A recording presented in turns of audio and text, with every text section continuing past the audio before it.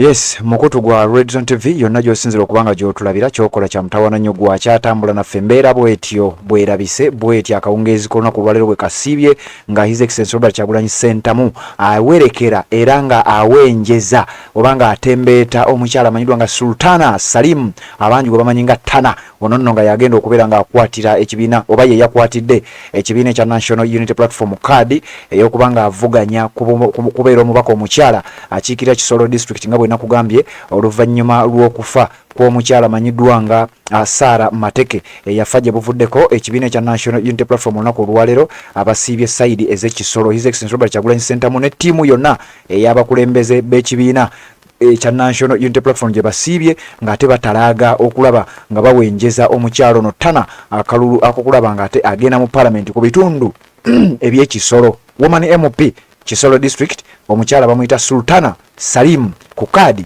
ey'ekibiina ekya National Unity Platform. Njagala tutambula mpola mpola embeera mbeere ng'ate njikutuusaako bulungi nnyo gwe ampuliriza ng'ate bwe tugenda mu maaso n'okuba nga tukuwa ekintu nga bwe kitambula. Mukutu gwa Red Zone TV weebale kuba nga okyagoberera.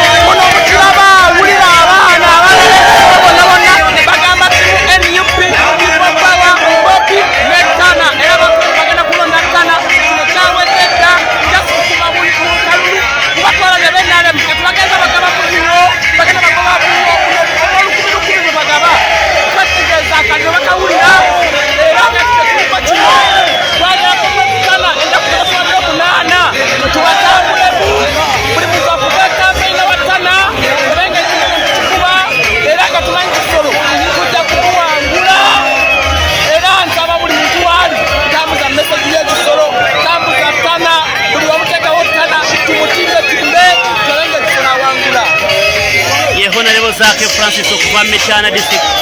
Honorable Tana, Honorable, how do you feel for this love? How do you feel?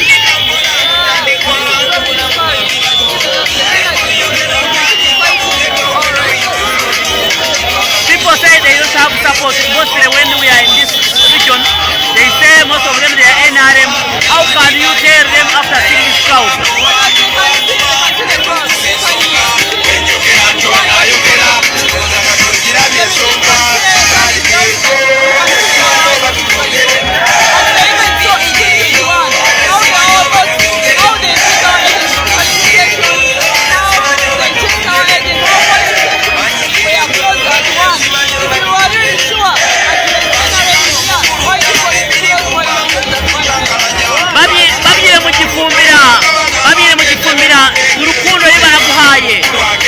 How do you talk about it in Kikumbira?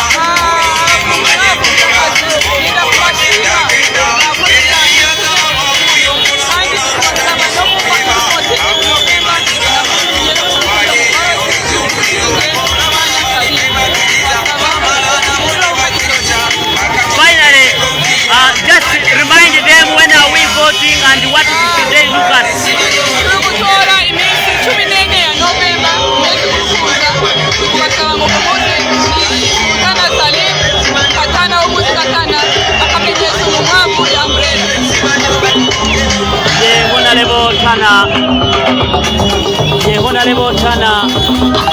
Honorable Tana Sultan Salim ennaku z'omwezi nga 15 abantu b'Ekisoro bajja kuba balonda kandidate waabwe, bajja kuba balonda Sultan ng'omubaka waabwe omukyala owa district eno. Oh my God, my lunaku lwa leero we have two cameras on scene. Tulina kamera eri mu maaso.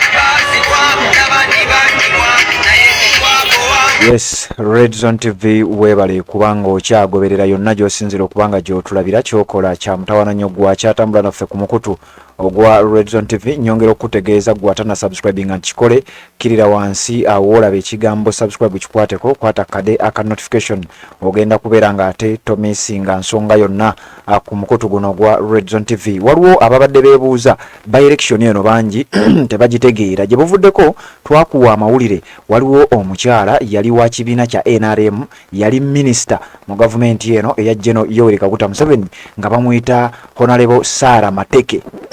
Omukyala oyo yafa mu nfa etaategerekeka gwa mpuliriza. Sarah Mateke ye yali akiikirira abantu ab'Ekisolo ng'omubaka omukyala, Kisolo District Woman MP, ate nga mu mateeka omuntu yenna bw'ava ku nsi ebiseera ebisinga etteeka liragira akakiiko k'ebyokulonda okutegeka okulonda okujjuza ekifo ekyo omuntu oyo mwaba abadde akiikirira mu bbanga eritali ddene. Akakiiko k'ebyokulonda kalina okuba nga kateeseteese okulonda okuba nga kugenda kuddako babeere nga bazzaawo omuntu agenda okutuula mu palamenti, newankubadde ng'akaseera katono nnyo akasigaddeyo okulaba ng'ate ekisanja kikomekkerezebwa. Olwaleero zirina ku mwezi 3 mwezi gwa 10 mwaka 2024 omukyalo oyo gulaba ku screen yo gwe bayita Honorable Sarah Mateke oli aye emabega eyo ye yafa eyava mu bulamu bw'ensi eno nga yagenda okuba nga aviiriddeko embeera eno okulaba nga ate akakiiko k'ebyokulonda akakyakulemberwa Simon Byabakama nga kategeka oba nga kateekateeka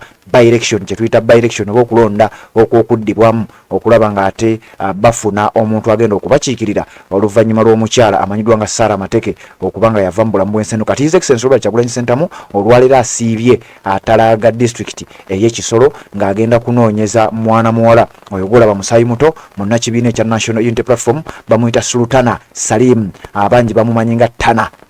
Ono ali ku kibiina kya National Unity Platform. Yayogera we ali ku kitebe ekya National Unity Platform, yategeeza nti mu byonna byonna bye tugenda okukola twagala tukole kye bayita statement. Abantu bangi babadde balowooza oba nga balina endowooza nti ekibiina ekya National Unity Platform mu bitundu bino oba oliawo abantu batono nnyo. Jjukira Kisolo district eri kumpi n'eggwanga erya Rwanda eri sayidi eyo, kakati eyo tubalayo nga Western Uganda. Ebintu ebimanyiddwa nti ebibiina ebya opposition tebitera kubeerayo n'abantu, wabula His Excellency Robert Kyagulanyi Ssentamu olunaku olwaleero ayongedde okuprovinga point eno wrong oluvannyuma lw'okubeera nti yeegasse ku bannabyabufuzi abazze bamenya records, wabula ng'ate ye ekyenjawulo kyataddewo nti tewannabaawo muntu yenna Besigye yajjanga naye nga mu bitundu bino teyateranga kujjayo numbers. His Excellency Robert Kyagulanyi Ssentamu agenzeyo. Of course bangi badde beebuuza Simon Byabakama n'akakiiko ke singa owa NUP anaawangula banaamulangirira. Kino nno njagala okutegeeza gwa mpuliriza, ekibiina ekya National Unity Platform activity gye kikola eba statement nnene nnyo era kiba kigyetaaga nnyo, era suubira okubeera nti kifunyeemu nnyo ezo ennamba z'olaba ogwo omuwendo gw'omuntu namungi w'omuntu oyo gw'olaba His Excellency Robert Kyagulanyi Ssentamu gwa attractinga akulaga bulazi kine mu kalulu ka 2021 omusajja yawangula akalulu nti era n'ebino byonna ebigenda mu maaso kyeraga lwatu n'omuntu akiraba nti akalulu kano tiimu eri ku sayidi ya His Excellency Robert Kyagulanyi Ssentamu eba yakawangudde dda. Results ezigenda okulangirirwa ezo tetuzirinaako control, naye njagala okutegeeza gwa mpuliriza nti His Excellency Robert Kyagulanyi Ssentamu kyataddewo kikulaga bulazi nti omusajja bwe kuba kuwangula yawangula dda, wabula nga bw'omanyi ebigenda mu maaso kati ssaawa zino okulwana okusigadde ku sayidi eyo, kusigadde ku nsonga ezo kulaba nga balwanyisa embeera eyo ey'okubba akalulu n'okufutyanka ebyo ebiba bivudde mu kulonda. Naye ng'embeera bwetyo bweri His Excellency Robert Kyagulanyi Ssentamu asiibye Atalaga bitundu eby'Ekisolo. Embeera bwetyo bwetambula bwebale kubanga okyagoberera tukyagenda mu maaso n'okuba nga tetukutuusaako updates zonna okuva sayidi eyo. Mukutu gwa Red Zone TV atana subscribing anyigakaawo wansi wolaba ekigambo subscribe okikwateko ate obeere ng'otambula naffe. Eyamala okusubscribinga genda otuwa ekigalo oba olaikinge ate mu ngeri yemugenda mu comment section teekamu obubaka oyagalize Tana Sultana Salim abandi bamanyi nga Tana omwagalize okubeera nga ate akiikirira bulungi ekibiina ekya National Unity Platform. Abasajja bamulangirire kubanga kimanyiddwa era kirabwako nti oba oliawo agenda kubanga awangula akalulu kano.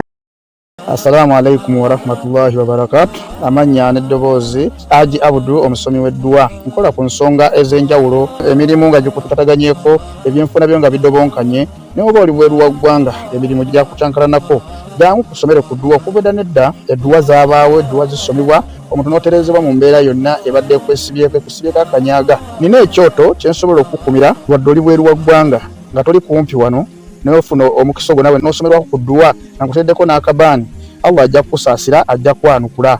Kuba ku nnamba yange y'essimu 0752 44 71 56 ne ku WhatsApp kwendi mpereza obubaka sobole okukuyamba. Assalamu alaikum wa rahmatullahi wa barakatuh.